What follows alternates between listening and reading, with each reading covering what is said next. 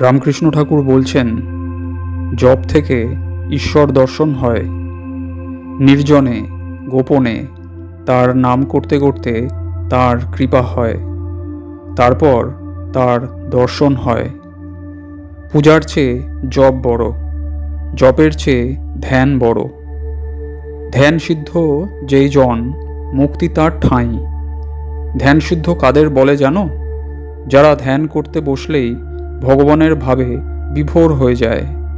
আবার ধ্যানের চেয়ে ভাব বড়, ভাবের চেয়ে মহাভাব প্রেম বড়। ঠাকুর বলছেন, ধ্যানের অবস্থা কীরকম জানো? তৈলধারার ন্যায় মনটি হয়ে যায়। এক ঈশ্বরের চিন্তা ছাড়া আর কোনো চিন্তা তার ভেতর আসবে না। ধ্যান করবার সময় তাতে মগ্ন হতে হয়। একজন ব্যাধ পাখি মারবার জন্য তাক করছে। এমন সময় সেইখান দিয়ে ঢাক ঢোল বাজাতে বাজাতে কত রোশনাই করে বর ও বরযাত্রী কতক্ষণ ধরে চলে গেল, কিন্তু তার কোনো হুঁশ নাই।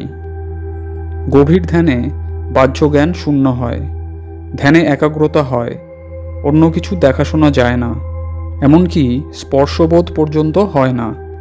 গায়ের ওপর দিয়ে যদি সাপ চলে যায়, তাহলে যে ধ্যান করে সেও বুঝতে পারে না, সাপটাও জানতে পারে না। গভীর ধ্যানে মন বহির্মুখ থাকে না, ইন্দ্রিয়ের কাজ সব বন্ধ হয়ে যায়, যেন বাড়িতে কপট পড়ল। রূপ, রস, গন্ধ, স্পর্শ, শব্দ, ইন্দ্রিয়ের এই 5টি বিষয় বাহিরে পড়ে থাকে। প্রথম প্রথম ধ্যানের সময় ওই 5টি বিষয় সামনে আসে, গভীর ধ্যানে আর সে সকল আসে না।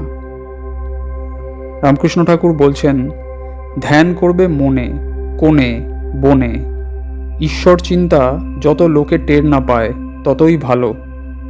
ঠাকুর বলছেন, যদি বলো কোন মূর্তির চিন্তা করব, যাকে ভালো লাগে, যে ভাব ভালো লাগে তারই ধ্যান করবে।